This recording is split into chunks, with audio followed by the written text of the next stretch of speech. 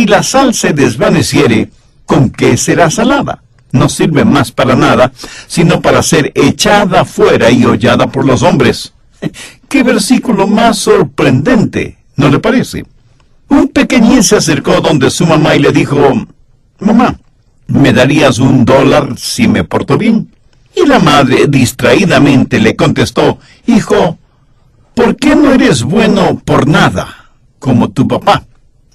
Le puedo asegurar que ella no quiso decir que su esposo era bueno para nada. Pero esto sirve para ilustrar el hecho de que muchos cristianos en nuestros días son exactamente eso, buenos para nada. Y Jesús dijo que son como la sal que ha perdido su sabor, su salinidad, y que como ya no sirven para nada, son echados fuera y son despreciados, desechados por los hombres. Hoy hablaré acerca de algo que todo el mundo conoce muy bien, la sal. Casi es imposible pensar en comer huevos duros sin sal. Algunas personas les encanta poner sal en el cereal, y en términos generales, la sal es necesaria para la vida. Pero ¿sabía que la sal es un elemento compuesto? Cuando fui estudiante, una de las materias fue química. Un día en clase tomamos una pequeña porción de sodio y lo echamos en el agua, y tuvimos una explosión. Manipulábamos también el gas de hidrógeno y cloro. Y si usted está en un cuarto lleno de gas de cloro, podría morirse en muy poco tiempo. Estos dos elementos químicos son muy peligrosos. Sodio y cloro separados son elementos químicos venenosos. Y sin embargo, Dios en su química junta estos dos elementos y los transforma en clorato de sodio, o sea, en sal. Y la sal, lo repito, es necesaria para la vida. Y no puedo dejar de pensar en la química de la cruz, cómo Dios tomó la parte mortal de mi naturaleza para hacer algo completamente nuevo. Aún darme un nuevo nombre, así como el sodio y el cloro tienen un nuevo nombre, sal. Y ahora entiendo mucho mejor las palabras de Jesús: vosotros sois la sal de la tierra.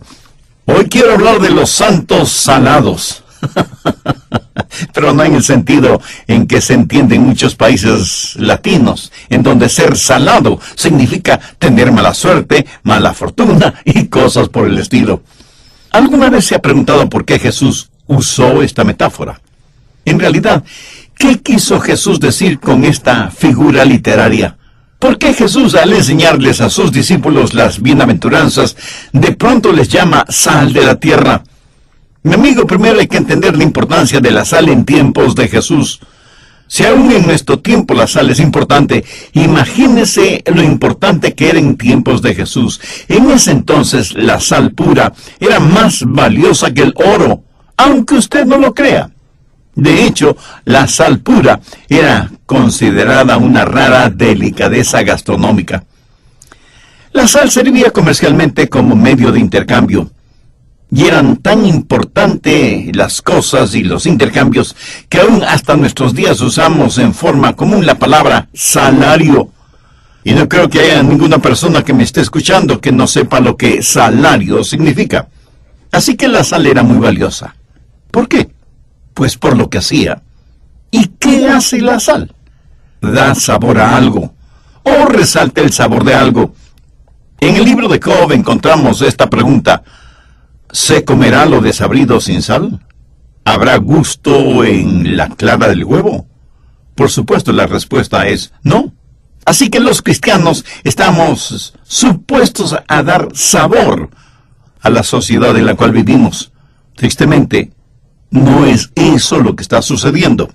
La mayoría de las personas viven vidas monótonas, insípidas, sin ningún sabor. Esa es la razón por la cual siempre están tratando de hacer algo para ver si algo cambia en sus vidas. Y aunque sea difícil el creerlo, eso sucede aún entre los cristianos. Solo están interesados en saber que después del fin de semana, el lunes todavía tendrán que ir a trabajar. Esas son vidas insípidas, sin sabor. Y esa es la razón por que la Biblia dice en Colosenses 4:6, sean vuestras palabras siempre con gracia sazonadas con sal. Debe haber algo emocionante acerca de cada cristiano. ¿Sabe por qué hay tantos sermones aburridos? porque quienes los dicen son aburridos. Un predicador fue a visitar a su doctor y le dijo: doctor, tiene que darme algo que me ayude con mis ronquidos. Oh, ¿sus ronquidos mantienen a su esposa despierta? No, doctor. Mis ronquidos mantienen a toda mi congregación despierta. Trate de que su hablar sea sazonado con sal, con brío, con entusiasmo. Pero ¿qué más hace la sal? La sal protege, preserva. Cuando Jesús habló de que eran sal de la tierra, la mayoría de sus discípulos eran pescadores y todos ese momento estaban junto al mar de Galilea. Obviamente ellos entendieron perfectamente bien el simbolismo, porque ellos usaban sal para evitar que los pescados se descompusieran, para retardar que la carne y algunos otros alimentos se dañaran. Y si alguna vez se necesitó el poder preservador de la sal, del Evangelio, es precisamente en estos días modernos de decadencia moral y espiritual. Pero la sal no solamente da sabor y preserva, sino que también cura. En Segunda de Reyes capítulo 2 tenemos la historia de Elías y de cómo con una vasija nueva con sal sanó las aguas que estaban contaminadas. Veamos el verso 21. Y saliendo él, y esto se refiere a Elías, saliendo él a los manantiales de las aguas, echó dentro la sal y dijo: así ha dicho Jehová, yo sané esta agua, y no habrá más en ellas muerte ni enfermedad. La sal tiene propiedades antisépticas y curativas. En tiempos bíblicos, cuando los bebés nacían, les bañaban con agua salada para prevenir cualquier infección, y en algunos hogares ortodoxos judíos, esa sigue siendo la tradición y la costumbre. Pero no debemos olvidar otra propiedad que tiene la sal: quema e irrita. ¿Alguna vez he cortado accidentalmente algún dedo de su mano y ha tenido que manipular algo salado? Esa pequeña herida parece fuego, por lo quemante e irritante. Sí sabe de lo que estoy hablando, ¿verdad? Espero que sí. Busque Marcos 9:49. Porque todos serán salados con fuego, y todo sacrificio será salado con sal. Lo que es evidente aquí es que el fuego y la sal tienen algo en común: queman. Haciendo la respectiva analogía, permítame decir que la verdad de la palabra de Dios aplicada sobre la putrefacción del pecado quema. Y si no hay malestar e irritación, tampoco habrá efecto. Y cuando un genuino creyente vive la clase de vida consagrada que debe vivir, le puedo asegurar que esa vida irritará y molestará a quienes no conocen a Dios ni nada saben de su palabra. Recuerde, la sal también quema e irrita. Y si usted piensa que eso es todo lo que hace la sal, permítame decirle que la sal además penetra. Y si no me cree, haga la prueba. Ponga solo un poquito de sal en una jarra de agua y de inmediato tendrá una jarra de agua salada y sin necesidad de ir al mar.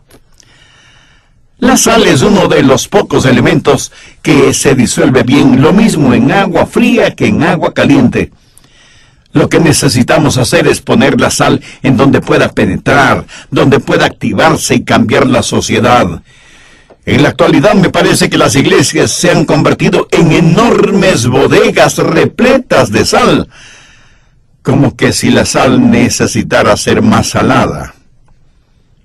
Independientemente de su distintivo denominacional, da la impresión de que las iglesias no son más que sociedades sagradas para presuntuosos pecadores, en vez de ser como saleros para desparramar la sal y ser elementos de cambio en el mundo, porque la sal penetra. En Mateo 5:13 Jesús dijo: vosotros sois la sal de la tierra. Por favor, note que Él no dijo: vosotros sois la sal de la iglesia. A veces veo que algunos cristianos tratan de ser más sal dentro de la sal. pero pierden por completo su salinidad tan pronto salen de la bodega, quiero decir de la iglesia. En la actualidad se escucha mucho acerca de la separación de la iglesia y el Estado. En el momento que cualquier pastor comienza a hablar sobre temas morales actuales y que tengan ramificaciones políticas, no faltará quien le diga: pastor, no debe predicar sobre esos temas, recuerde la separación de la iglesia y el Estado. Escúcheme, por favor. Los cristianos debemos ser la sal de la tierra y que debemos creer en la separación de la iglesia y el Estado cuando esto es entendido adecuadamente. Pero no debemos creer en la separación de entre la sal y la sociedad. Si los genuinos creyentes no dejan oír su voz ni viven con firmeza sus convicciones cristianas, cualquier nación del mundo tendrá como destino eterno el infierno. ¿Separación del pecado? Absolutamente sí. ¿Aislarnos de los pecadores? Absolutamente no. No debemos ser como saleros glorificados, que no queremos que nuestra sal sazone, dé sabor, conserve, sane y penetre la vida de los demás. Hace muchos años, en la ciudad de Nueva Orleans, en el estado de Luisiana, en los Estados Unidos, la Comisión de Parques organizó un evento para celebrar el hecho de que durante ese verano ninguna persona se ahogó en las piscinas públicas de la ciudad. Invitaron para esa celebración como a 200 personas y había como 100 personas salvavidas. Al final de la celebración, los 4 salvavidas que estaban de turno descubrieron que uno de los invitados estaba en el fondo de la piscina, ahogado. Paradójico, ¿no le parece? Un hombre se ahogó a pesar de estar rodeado de 100 personas salvavidas.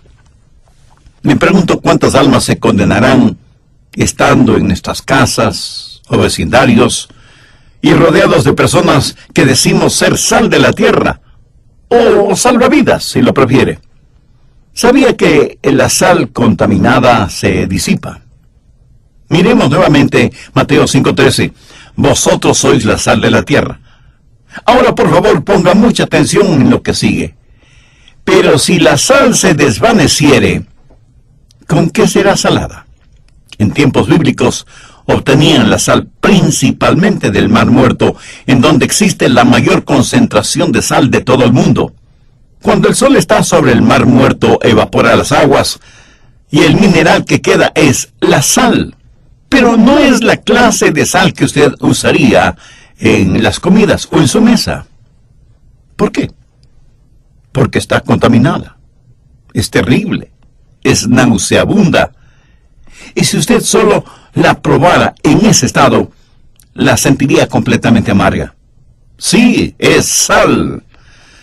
Pero toda la pureza de la sal se ha evaporado, y todo lo que ha quedado son los elementos químicos y las impurezas. Como sal ha perdido todo su valor. Y no solo que ha perdido su valor, sino que es peligrosa.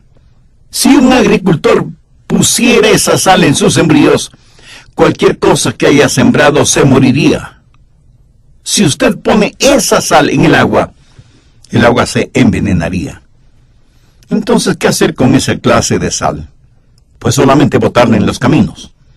Usted no la pondría en sus campos de labranza porque se permearía hasta las fuentes acuíferas subterráneas y contaminaría el agua pura. Así que la bota en senderos y caminos para mantener a la tierra compacta, porque en el lugar en que esa sal está, no crecerá nada. Mire lo que dice la segunda parte del verso 13 de Mateo 5. No sirve más para nada, sino para ser echada afuera y hollada por los hombres. ¿Sabe usted lo que está pasando en las iglesias del Señor Jesucristo en nuestros días? ¿Sabe lo que está sucediendo con los cristianos en esta era moderna en que vivimos? Que los ateos, los humanistas, los evolucionistas y los religiosos liberales están caminando sobre nosotros como bien les place. El hazmerreír de todos los que se proclaman políticamente correctos es el hombre o la mujer que tiene fuertes y firmes convicciones espirituales, éticas y morales. Prácticamente nos tienen bajo sus pies. Y seguramente habrá algún ingenuo que me diga, pero pastor, no están supuestos a amarnos. Escuche bien lo que voy a decir para que no me malentienda. A mí me tiene sin cuidado si me aman o no. Es más, yo no quiero ser amado por ellos. Y usted me dirá, el pastor no está siendo un poquito prepotente. No. Y permítame responderle con las palabras de Jesús que encontramos registradas en Lucas 6:26. ¡Ay de vosotros! Cuando todos los hombres hablen bien de vosotros. Como hijas e hijos de Dios, debemos anhelar que nos respeten, porque la triste realidad es que el mundo, nuestra sociedad, ya no respeta a los creyentes evangélicos. ¿Sabe por qué? Pues porque hemos perdido nuestra salinidad, nos hemos vuelto buenos para nada, hemos perdido nuestra sal. Y por eso no tienen ningún problema pisoteándonos psicológicamente, por ahora, porque estoy convencido que uno de estos días nos pisotearán literalmente. Si alguna vez se sintió la necesidad de que la sal haga el trabajo que se supone debe hacer, es precisamente en este tiempo en que vivimos. ¿O estamos esperando que corran ríos de lágrimas y de sangre para que como individuos y como nación nos humillemos y doblemos nuestras rodillas delante de Dios? La decadencia espiritual y moral de todo el mundo debe ser preocupación de todos nosotros, no de unos pocos ungidos para esa causa. Si alguna vez nuestros países estuvieron en la encrucijada es precisamente ahora, y muchos cristianos no entienden eso porque ellos mismos son santos sin sal, son santos que no sirven para nada, y luego se quejan de que los hombres les pisotean. Quiera Dios utilizar este mensaje que Él mismo puso en mi corazón para fortalecer a los creyentes y animarles a que sean en verdad la sal de la tierra.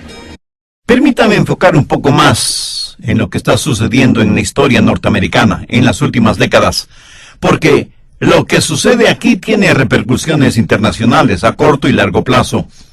En 1962, la Corte Suprema de los Estados Unidos abolió la oración en las escuelas públicas. Luego, en 1963, se decretó la prohibición de la lectura de la Biblia por considerarla que era inconstitucional.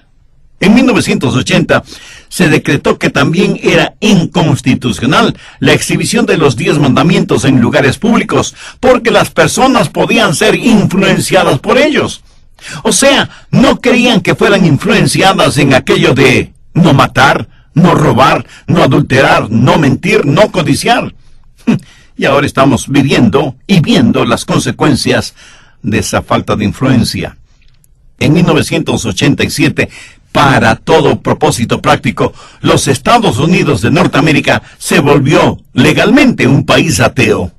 ¿Sabía que hay más libertad religiosa en la antigua Unión Soviética que en los Estados Unidos? Dios, la Biblia, los 10 mandamientos y la oración han desaparecido del sistema educativo público norteamericano.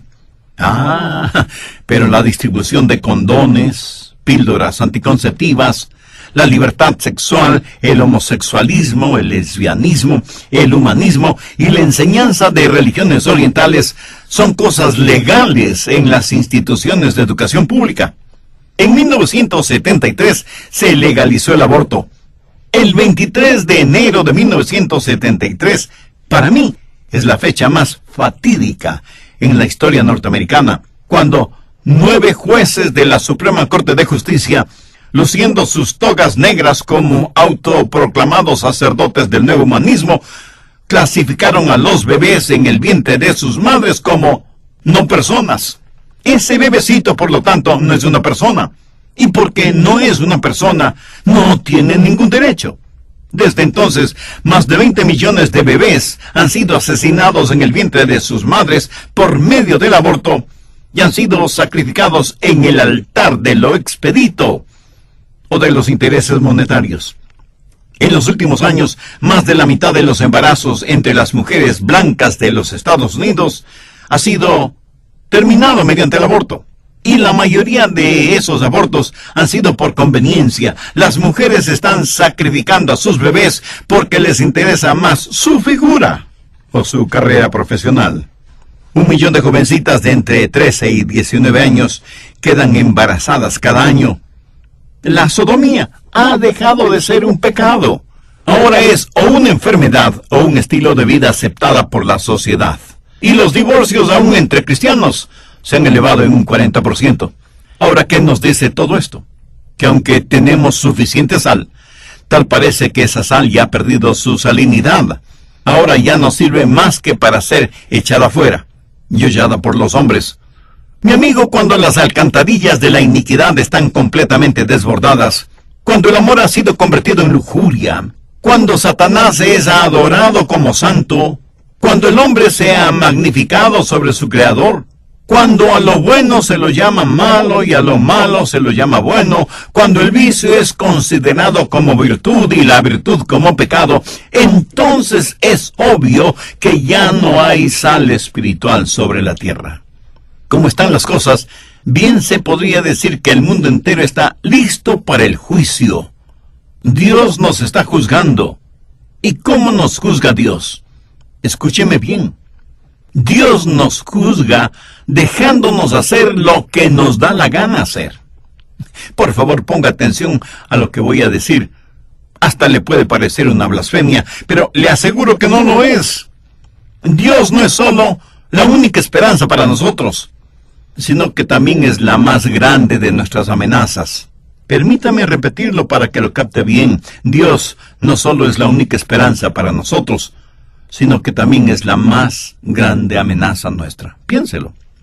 La única esperanza para todos nosotros no son nuestros gobiernos, sean del partido político que sean.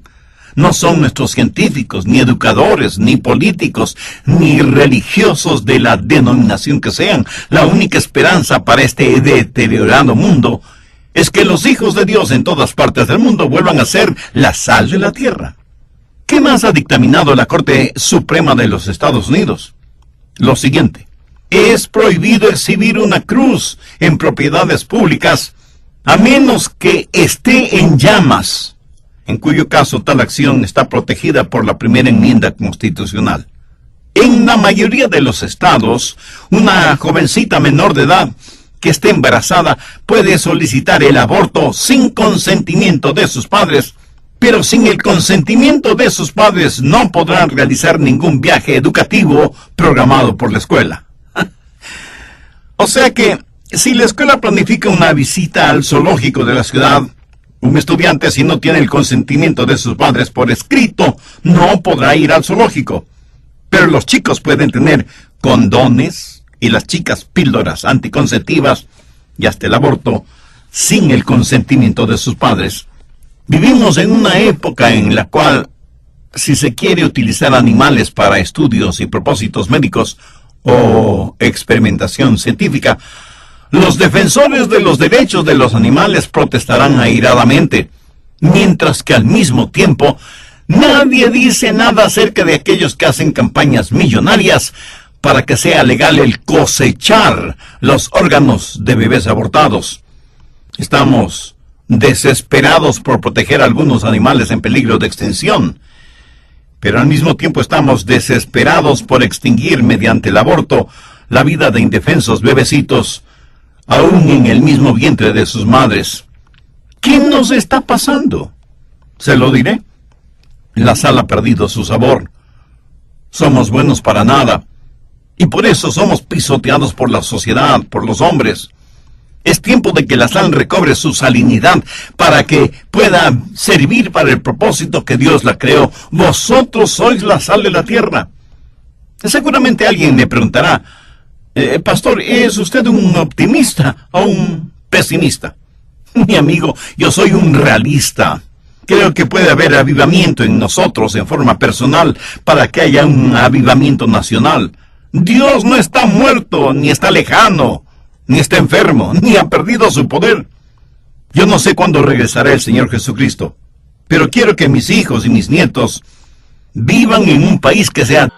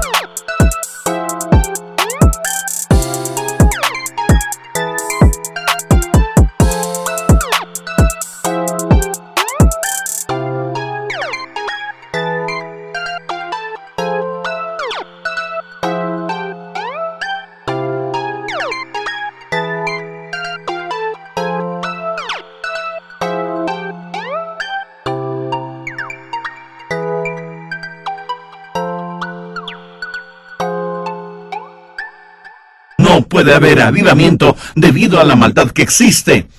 Hace muchos siglos en el Monte Carmelo, Elías propuso algo inusitado. Desafió a 450 sacerdotes de Baal. Veamos el escenario. Elías contra todos los demás. ¿Qué debía suceder? Que Dios conteste con fuego y dejar que Dios sea Dios. Y Dios envió avivamiento ahí mismo, en el Monte Carmelo. Dios envió fuego que quemó todo el sacrificio que estaba en el altar y consumió la abundante agua que rodeaba el altar y hasta calcinó las piedras del altar. Así que a mí no me vengan con el cuento de que no puede haber avivamiento. Ahora, un Dios que queme leña seca no nos llamaría tanto la atención como un Dios que quema leña completamente mojada. ¿No le parece? Dios está vivo. Y pensemos en Nínive. La gente que vivía en Nínive en días de Jonás era gente terrible, tanto que Dios iba a destruirlos. Y Dios envió a Jonás hacia Nínive. Y después de varios extraordinarios eventos en la vida de Jonás, eventos que creo que todos los conocemos, Jonás finalmente entregó a los habitantes de esa gran ciudad el mensaje del amor de Dios. Y desde el rey hasta el último de los súbditos se arrepintieron de sus pecados, y Dios tuvo misericordia de ellos. Y en Jerusalén hubo un extraordinario avivamiento. Recuerde que nunca hubo una ciudad que odiara más a Jesús que Jerusalén. Ahí crucificaron al Señor. Los oídos espirituales de esa gente estaban bloqueados al mensaje del Evangelio. Jerusalén había escuchado el mensaje de los profetas y lo había rechazado.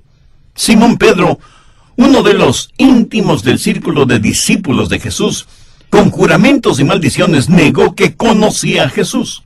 Judas, otro de los discípulos, traicionó a Jesús por 30 monedas de plata. Y sin embargo, en el día de Pentecostés, el Espíritu Santo de Dios se hizo presente, y esos santos recobraron su salinidad, y hubo avivamiento. Y si usted cree que las cosas están muy mal ahora, piense en la Reforma Protestante en la Edad Media. Cualquier niño o niña en las escuelas dominicales de las iglesias saben más acerca de la Biblia que muchos de los sacerdotes de esos días. Era algo terrible. Sin embargo, Dios levantó a un Martín Lutero, a un Calvino y a muchos otros iniciadores de la Reforma Protestante, con avivamientos que cambiaron el curso de la historia. Y Dios puede enviar avivamiento en nuestros días. Dios puede volver a hacernos sal sobre la tierra. En la Inglaterra del siglo XVIII, el gobierno inglés era un verdadero fracaso. La inmoralidad de Francia había penetrado Gran Bretaña. El clero inglés era más conocido por sus borracheras y adicción a los juegos de azar que por su religiosidad. La iglesia era estatal, hasta que aparecieron los predicadores puritanos con la firme intención de ser sal de la tierra. Pero ¿sabe qué? Los metieron en la cárcel. El negocio de los esclavos era un negocio que florecía.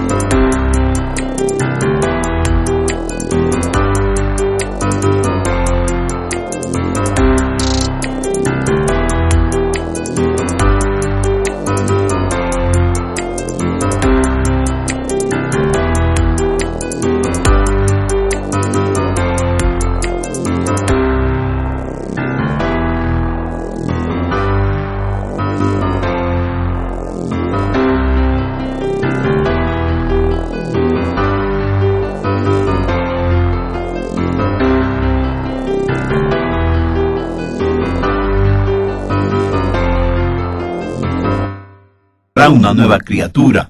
Hay millones de seres humanos en el mundo cuyas vidas han sido radical y dramáticamente transformadas por Dios por medio de la fe en el Señor Jesucristo. ¿Cuántos de quienes me escuchan en este momento pueden decir, Pastor Rogers, yo soy salvo o salva? Y tengo la seguridad de que si muero ahora iré al cielo porque me he arrepentido de mis pecados, he recibido al Señor Jesucristo como mi Salvador. No me avergüenzo de dar testimonio público de Él. Le he obedecido bajando las aguas bautismales y soy miembro de una iglesia bíblica y cristocéntrica. Y el Espíritu Santo de Dios le da testimonio a mi espíritu de que pertenezco a Cristo. Por eso sé que si muriera hoy, iría directamente al cielo. Si usted puede decir eso, doy gloria a Dios porque usted es mi hermano o mi hermana en la fe y estamos unidos en los lazos del eterno amor de Dios. Pero si usted no puede hacer esa declaración, necesita ser salvo ahora mismo. Las páginas del Nuevo Testamento están saturadas con la declaración: cree en el Señor Jesucristo